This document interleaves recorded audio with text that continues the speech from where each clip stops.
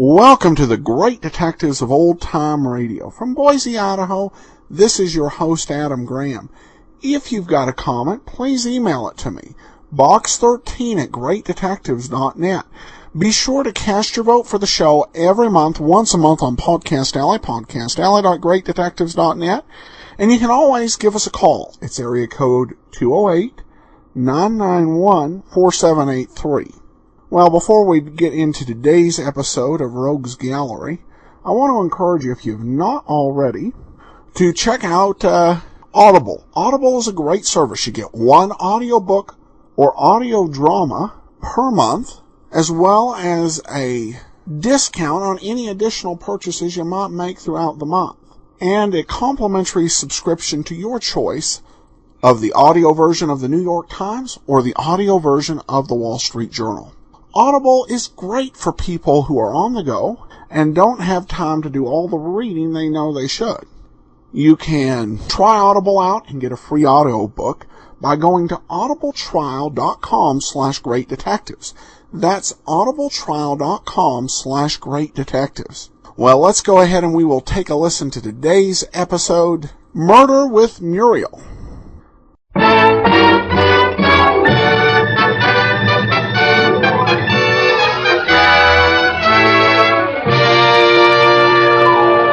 The F.W. Fitch Company presents Dick Powell as Private Detective Richard Rogue.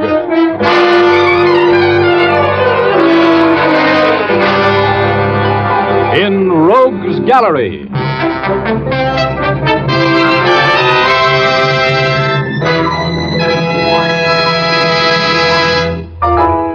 Rogue speaking. Well, tonight we meet a sort of an unusual girl. Her name is Muriel, and she's quite a personality. The name of the story is Murder with Muriel. But before we get into our story, here's Jim Doyle, the man from the Fitch Company. Are you looking for a smooth shave, men? Then try Fitch's No Brush Shaving Cream. It'll give you the kind of shave you want because 40 years of experience have gone into the making of this product. Fitch's No Brush contains a special skin conditioner ingredient that takes the work out of shaving. You won't have to struggle and scrape against stubborn whiskers because the skin conditioner prepares your face beforehand. It holds the whiskers up so your razor can zip them down closely and quickly. Even against the grain of a tough beard, your razor will glide swiftly, never nicking or scraping. Fitch's No Brush is a boon to sensitive faces because it lubricates gently, keeping that tender skin from being irritated. After this quick, easy shave, your skin will feel cool and refreshed, wonderfully smooth. And if you prefer a lather cream, try Fitch's Brush Cream. It forms a rich, abundant lather when applied with a brush. This lather stays moist all during the shave. Fitch's Brush Cream also contains the special skin conditioner for sensitive faces. Fitch's Brush and Fitch's No Brush Shaving Cream are available in handy 25 and 50-cent sizes. For a shave you like, switch to Fitch. Thank you, Jim. Now I'd like to tell my story. Okay, here's Dick Powell as Private Detective Richard Rogue in another personally conducted tour through Rogues Gallery.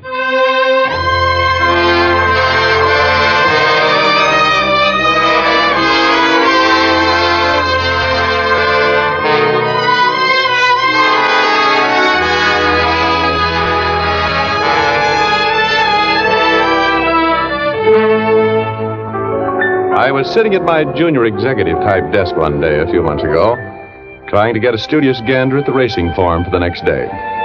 I had planned to attend and contribute a quick $48 outside to the improvement of the breed of thoroughbreds racing at the track. $48, that's 6 across the board, 8 races, 6/8. That's right, 48. Well, anyway, I was working on a case for an insurance company, and they'd assigned a big company detective with his brains at his feet to help me. His real job was to watch me, and he did.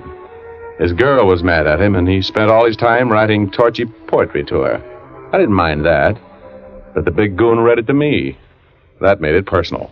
Hey, listen to this one, will you, Rogie? Oh, no, I'm busy. Can't you see, Joe? This'll put her in her place. Listen. Gee, Cupid stupid. His dart in my heart I trusted. Now my heart's busted. He sent me an Aphrodite, who's awful flighty. Don't trust Cupid. He's stupid. That's a dilly, ain't it? I'm going to send it to Rose special delivery. That ought to bring her right back to you, with a club in her hand. Why don't you give the dame up, Joe? Oh, you don't understand, Rogie. I love her. I'm looking for Richard Rogue. Yeah? What do you want? I've got a message for you. I want to talk to you. Privately. Okay. Come on in here.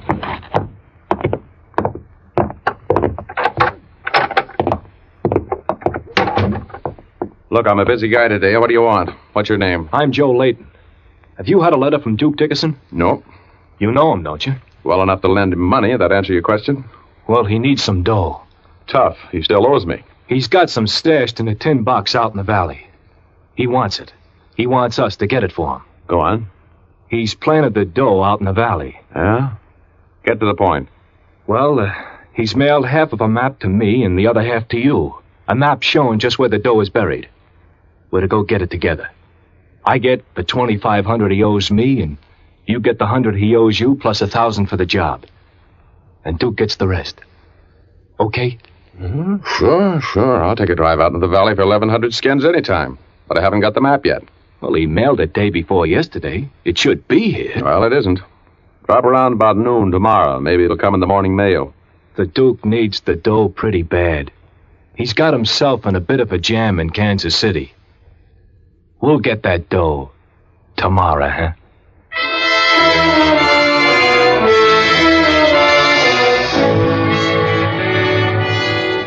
There's something about money I like.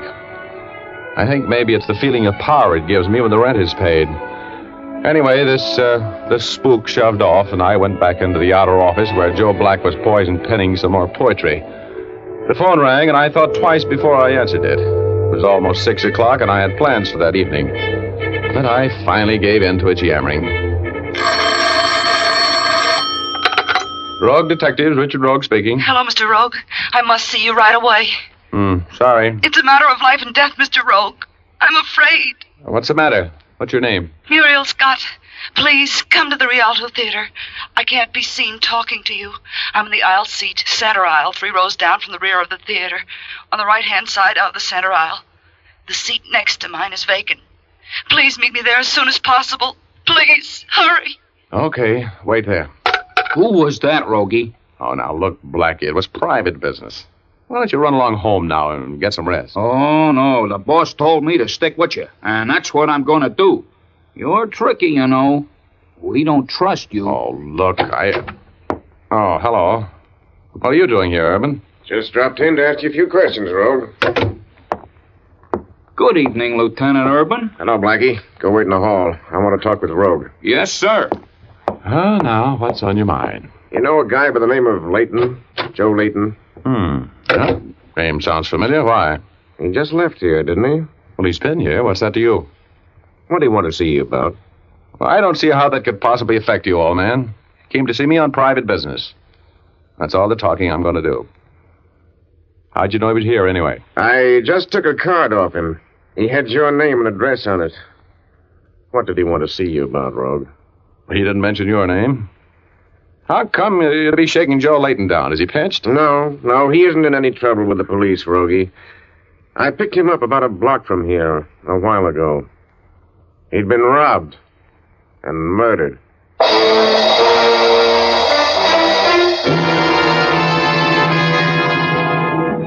Well, this was a fine time for Joe Layton to get dead. Just when he meant $1,100 to me. I went down to the morgue with Urban to look at the body. What I really went for was a quick look through his personal effects. There was no sign of half a map. That's all I wanted to know.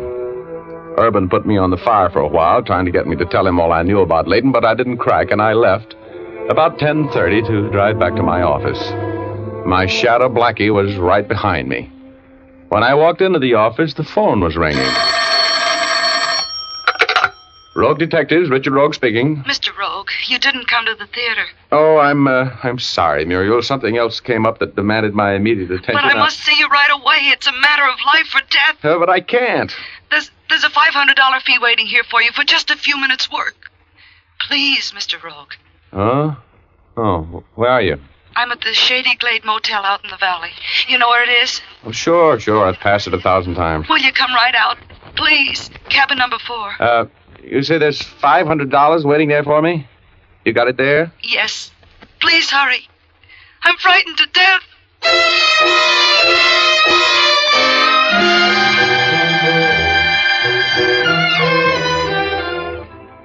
Well, I just had 1,100 skins shot out from under me, and I decided I couldn't afford to be too temperamental about a sure 500. So I ran down the stairs to my car and took off for the Shady Glade Motel and the lady with the seductive voice. It was a long drive from my office, and I spent my time trying to figure out how I was going to get in touch with Duke Dickinson and deal myself back in on that buried treasure deal.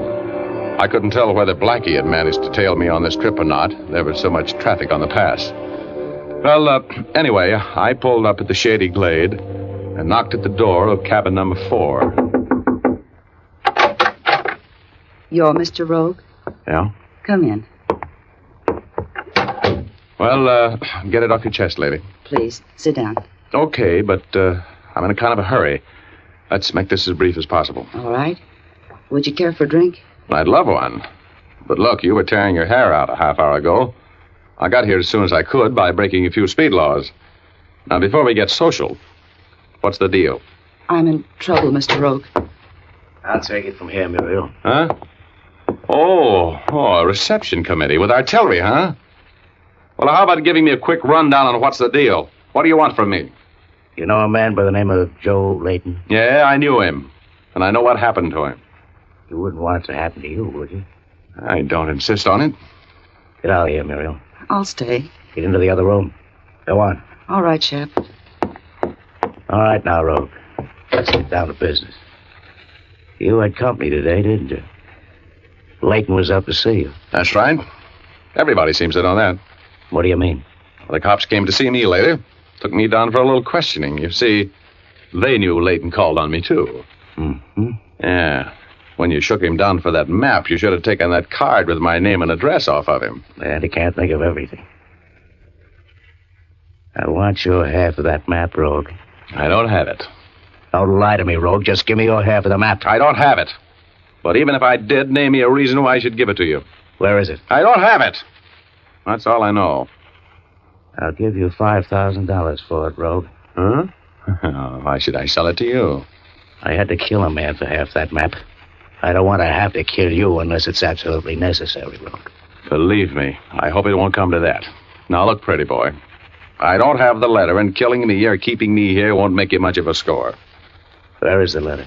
Why should I tell you? Let's face it, chum. Is it in your office? I haven't received it yet. It'll probably be in the morning's mail tomorrow. This is not getting anybody someplace. I'll do the worrying about that. Yeah? Well, while you're worrying, take a look behind you. You got company. Oh, no. I'm surprised that you try to run that old bluff like that on me. You think it's a bluff? Hey, Blackie. Drop that gun, mister. I couldn't miss you from here. You better drop it, pretty boy. My friend Joe Black is a very nervous type. Yeah. Drop it. Okay. Oh, that's a nice guy. Look, Blackie, I'll hold the gun on this citizen. There's a girl in the bedroom. Go get her. All right, Rogie. What are you going to do with me, Rogue? I haven't made any plans yet. You'll be taken care of. Don't worry. Why don't we keep this to ourselves, Rogue? There's plenty. Hey, Rogue, there's no dame in here. What? The window's open and she's gone. I heard a car pull away just as I came in here. Oh, that's fine. That's great. Well, it isn't my fault, Rogie. I did what you told me to, and... Muriel got away, huh? That's right. She got away. But we've still got the main attraction. That's you. Look, Rogue, there's no reason why we can't make a deal. I'm perfectly willing to cut you in for half the money. How big of you. You have to watch those generous impulses, Shep. Next thing you know, you'll be giving away the sleeves out of your vest. Hey, Blackie. Yeah? You just declared yourself in on 5 bills, okay? Sure. What do I do? Shake him down. I want half of a hand-drawn map. There's no point in us working against each other, Rogue. Shut up. Yeah. I'll get it for you. Keep your hands away from your pockets. Yeah, just keep 'em up in the air, and I won't have to break your thick skull. Toss me his wallet, Blackie. Quit squirming, you. Yeah. There you are, Rogie. And a nice wallet it is, too. Maybe you'll let me have it, huh, Rogie? After you've taken the map out, of course. Oh, that's what I love about you, Blackie. You have such big ideas. Ah, well, quite a bit of dough here. And a driver's license. Glad to see that you're a law-abiding citizen, chap. Oh, now, here it is. A little piece of paper worth 25 grand. Now, look, Rogue. Suppose I work with you. Just cut me in for $5,000. A little late for that, Shep. Blackie. Yeah? I'm afraid our friend Shep might be a burden. You better put him to sleep for a while. You mean like this? Oh. You're so enthusiastic, Blackie. Now let's get him tied up and slip him under a bed until we need him again, shall we? Of course. Hey, hadn't we better call in the cops, Rogie?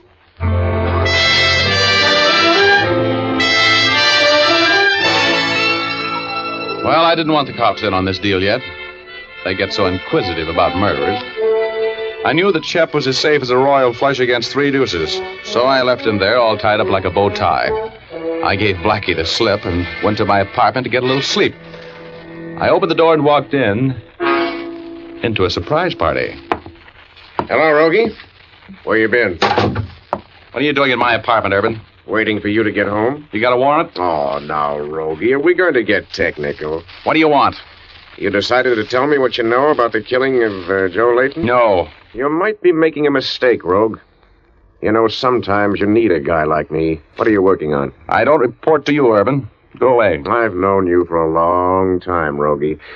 You're declaring yourself in on Layton's murder. I don't think you did it, but I think you know more than you're talking. Now, look, I've got a stake in this case. If I crack it, I'll let you know in time to get your picture in the papers. Will you settle for that? You're on the level, aren't you, Rogie? Well, you know I am. I've worked with you this way before, haven't I? Have I ever given you a bum pitch? No. Good night, Lieutenant. Good night, Richard. If you have any ideas of slipping me a double cross, Rogie, forget it. I've got a cell waiting for you, and I'm not above framing you. Remember that. I knew Urban wasn't kidding, and I had an impulse to call him back and tell him about the murder I had put away for him in that motel. But I thought better of it. As the door closed behind Urban, I heard another door open behind me. Hello, Mr. Rogue. Muriel.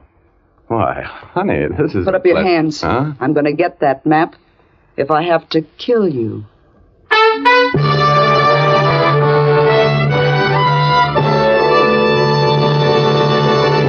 We'll return to our story in just a moment. But first, I'd like to tell you that glamorous women the country over are using Fitch's saponified shampoo for greater hair beauty. Here's what lovely Bess Meyerson, recently awarded the title of Miss America of 1945, told us in an interview.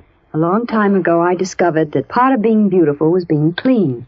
So I keep my hair clean by shampooing it as often as I feel it needs it.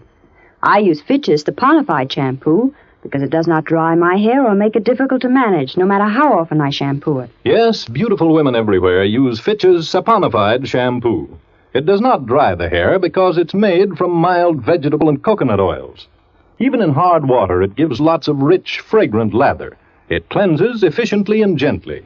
And here's a feature all women will cheer. Fitch's saponified shampoo contains its own patented rinsing agent. This rinsing agent works with the plain rinse water to make your hair sparkling clean. No particles are left to dim the luster and highlights of the hair. Best of all, you won't need to bother with a special after rinse. Give your hair a treat. Use Fitch's saponified shampoo.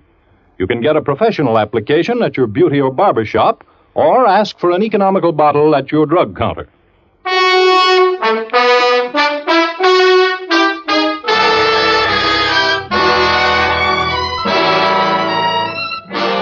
Richard Rogue is involved in an affair concerning $25,000 in buried treasure. There's a girl in the affair named Muriel Scott, and right this minute, the lovely Muriel is an uninvited guest in Rogue's apartment, where she's holding Rogue at the end of a .45 automatic.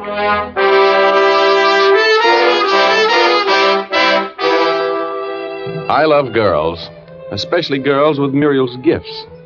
She had the kind of a figure that you'd like to add to your income tax, and a little baby face that made me want to hold her on my lap and tell her a story. But that gun changed everything. It ruined the intimate, romantic atmosphere that I would have preferred. Take your revolver out of the holster and drop it. Come on, I know how to use this gun. Okay. Now back away from it. You know, I have a strange feeling that you've lived through this before. I have. Keep backing. Okay. Now what? Sit down. Thanks. How'd you get in here? Through the window, through one of the fire escapes. Now, what time is the first mail delivery at your office in the morning? Oh, it's about 9:30. I heard you tell Shep that the map would be there in that mail. I'm expecting it. Good. I'll get it then. What did you do with Shep? He's okay. Is he in jail? No, he isn't. I want my hands on that dough before I yell for the cops. I want my hands on that dough, too, and I'm going to get them there. Are you, comfortable? Yeah, don't worry about me. Look, baby, I want some coffee. How about you? Just stay where you are. Oh, but look, beautiful, it's only 11:30. It's 10 hours before the mail arrives. I can stay awake 10 hours at $2,500 an hour, easy. It's too bad you're so hard to get along with. You're a very beautiful dame, you know it? Yeah, I know it. Just keep your seat, Mr. Rogue.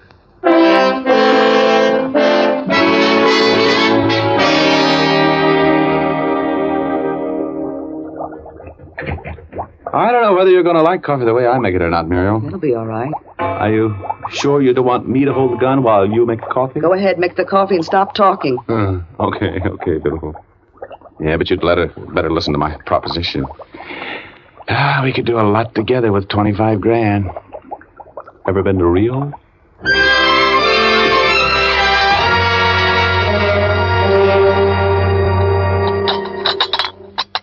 More toast? Thanks, Reggie. You know, you make pretty good coffee. And you make pretty good toast, Angel. Lots of butter. Did you know that costs points? We won't need them in Rio, will we? No. We're gonna make beautiful music together, baby. You know it?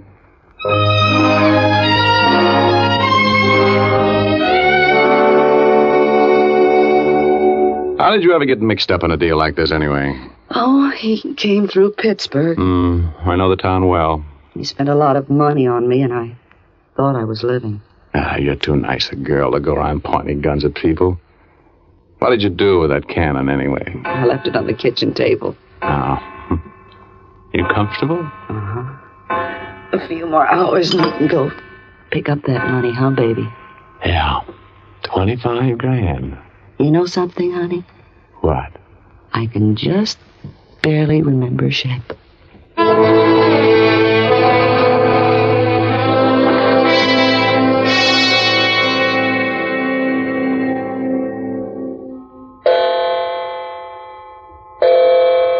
It's 9 o'clock, honey. Let's get going, shall we? We'll just about make it, huh? Yeah. I hope that map's in the morning mail, don't you? Well, it will be, don't worry. Come on, I'll help you with your coat. Hey, where'd you get it? It's a nice mink. Shep stole it. For me. He was a petty larceny guy, wasn't he? Let's not think about him, Angel. Come on. We're on our way to the office and that letter. And Rio? Could be.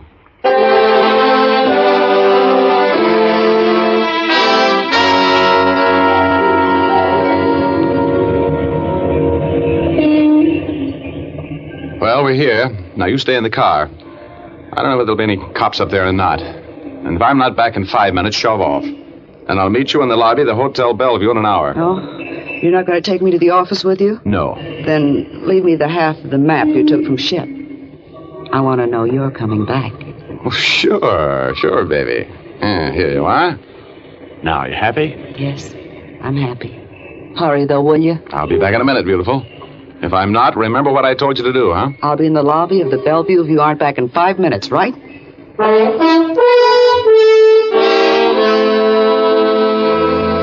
If that letter was in my office, I had this case whipped like Simon Legree had Uncle Tom. Then my wishbone was in my throat as I rode up to my office. The elevator had always seemed slow, but this morning it seemed to be going backwards. With just a few more breaks now, I'd be back at home base, like the 3rd Fleet. I walked into the office, and there sat my shadow, Joe Black. I pitched him some fast double talk about ditching him last night, ran through the mail, found the letter from Duke Dickinson with a map. While I was jumping up and down and clapping my hands, I told Blackie what I wanted him to do. And then Muriel and I took off for the treasure hunt with a spade. Are you sure this is the right path? Sure. I got the map right here, haven't I? Look up ahead. There's the big rock he's got on. See? Uh-huh. And there's the tree. Look, Rogie. Oh, the gun of you. Put it back. Do you have any plans about taking this money yourself? Oh, will you cut it out? Put that rock back in your bag. I just want you to know I've still got it and I can use it. Oh, but look, baby. Remember me? Oh, I suppose I'm a chump. I'll put the gun away. Just for you. You big, handsome cutthroat.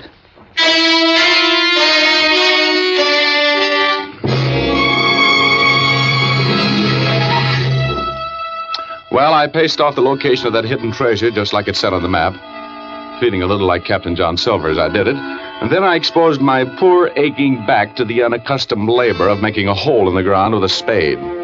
I will never be a fan of digging. I like my spades 5 at a time, preferably running from the ace down to the 10 with a lot of dough in the middle of the table instead of in the middle of the pasture. But I dug. Richard, are you sure you're digging in the right place? Sure. We sighted in on that tree and that big rock. And if that petty lousy crook of a Duke Dickinson thinks this is funny, I'll personally hit... Hey, pay dirt. Hear it? Yes. Hurry, Rogie. Dig it out. Well, do you want this shovel? I'm digging as fast as I can. There it is. I see the top of it. Be there. 25,000. Well, baby, there it is. 25 grand. You want to count it? Let me have it, Rogie. Here, baby, you take care of it for a while, huh? Put it in your bag and let's get back to town and celebrate, beautiful. All right. Just hold that pose. Both of you, hold it. Hey, what is this? Shut up. Give me your bag, lady. Come on, lady. I don't want to have to shoot any holes in that pretty dress you're wearing.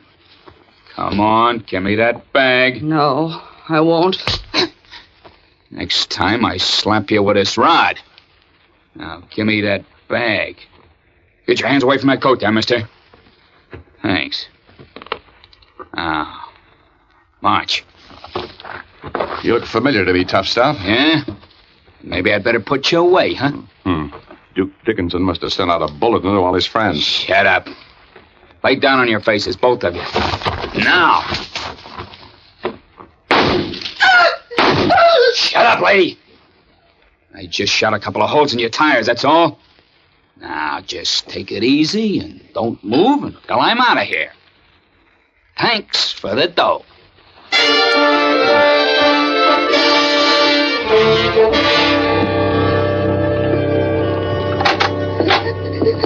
Come on in the office, baby. Now, buck up and stop crying. I don't suppose you're going to pay any attention to me now that the money's gone. You probably forget me as soon as you can. Oh, baby.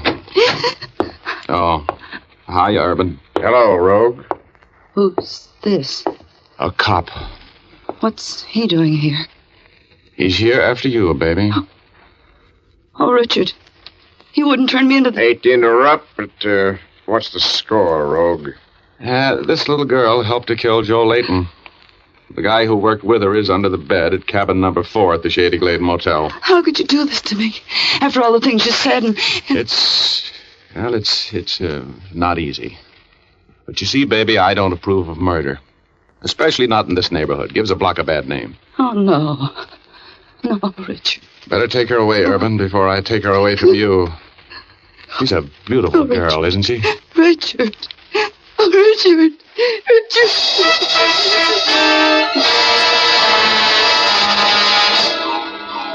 Well, that's the story. Of course, you recognize my old friend Joe Black as a hold-up man. You see, I figured that when Muriel and Shep went on trial, I would have less explaining to do if they thought some stranger had finally come up with the 25 grand. I gave Joe his 500 like I said I would. He beefed a little, but he took it. And then I took the 100 Duke owed me and 1,000 for the job that was agreed on, and then I took the 2,500 that Joe Layton was supposed to get and sent it to Muriel's mother. Layton didn't have any use for it in the morgue. And I sent the rest to Duke in Kansas City. Made a nice score altogether, but Oh, I still wake up in the middle of the night when I dream of Rio and Muriel and that trip we were going to take. The money's spent, but the dreams linger on.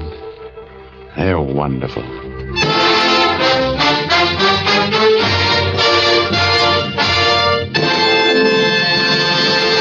This is Dick Powell again, ladies and gentlemen. Hope you noticed that I didn't get hit on the head in tonight's story. It was nice for a change. I hope you like the yarn. Ray Buffum wrote it, Lee Stevens composed and conducted the music, and D. Engelbach produced and directed. I want to remind you to make a date with us the next Thursday night. We're going to get mixed up in a strange affair about a photograph. We call it photo finish. Be on hand for the developing, will you? Thanks for listening, and good night, all. Now, here's Jim Doyle. Don't forget to tune in again next Thursday, same time, same station, when you'll again hear Dick Powell as Richard Rogue in Rogue's Gallery. Remember, if dandruff is your problem, ask for Fitch's Dandruff Remover Shampoo. Removes dandruff the first time it is used. Fitch's Dandruff Remover Shampoo is the only shampoo whose guarantee to remove dandruff is backed by one of the world's largest insurance companies. This statement can be made by no other shampoo. Ask for Fitch's Dandruff Remover Shampoo at your drug counter, barber, or beauty shop.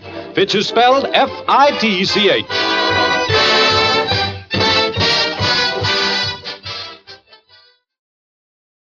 Welcome back. Well, in some ways, with the double crosses that ended up occurring in this story, I was slightly reminded of the Maltese Falcon, which of course had Sam Spade turning over Bridget O'Shaughnessy as the murderer. So it kind of evoked that.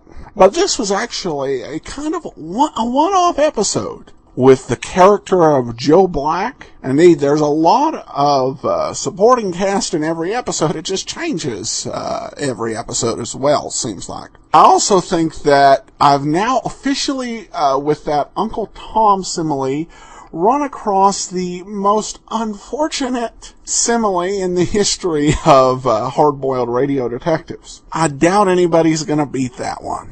Well, we have a couple comments on the arrival of Rogue's Gallery on our lineup. Benjamin writes on Facebook, sad to see Nero Wolf go, but this show is great.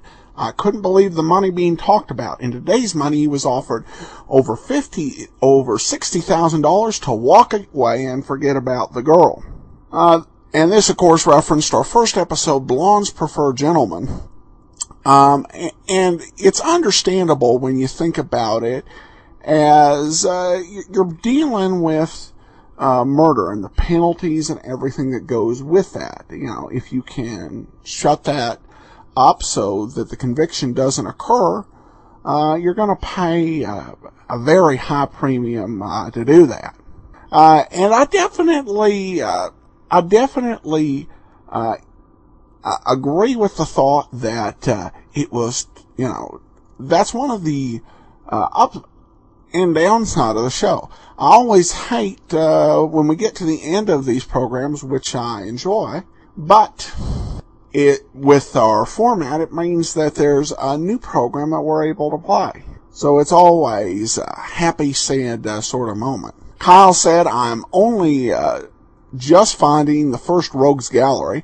I'm very happy that you've finally gotten this show on yours. I hope that you can get The Adventures of the Falcon. It is very much like this one. Thank you so much for this fabulous podcast. I listen mostly from my iPod, so I get the episodes a little late, but still enjoy them immensely. Well, thank you very much. And that one's from Kyle. We definitely have the Falcon on the list of shows that we'd like to do someday. I will say, I don't know if I would quite put it in the same league as Rogue's Gallery, but it's an interesting program. Got a comment from James who says, I'm curious about the last episode of Pat Novak and the reworking of it for another web show's Pete Kelly's Blues. Just wanted to know if you had any stories about that. And of course, this references the Pat Novak for Hire Little Jake episode. And they basically, the basic thing is that Pete Kelly's Blues was a summer replacement show, and we will get into that in a bit, that was running at the exact same time as Webb was doing Dragnet. I'd suggest they cut a corner there and reuse part of the script from the Little Jake episode. They didn't use the full script. It is basically the same sort of lead-in, but the rest of the episode was different. But maybe we'll talk about that more when we get into Pete Kelly's Blues. Well, that'll do it for today. We will be back Wednesday with Let George Do It. In the meanwhile, send your comments to box13@greatdetectives.net. Follow us over on Facebook, facebook.com/radiodetectives. But from Boise, Idaho, this is your host, Adam Graham, signing off.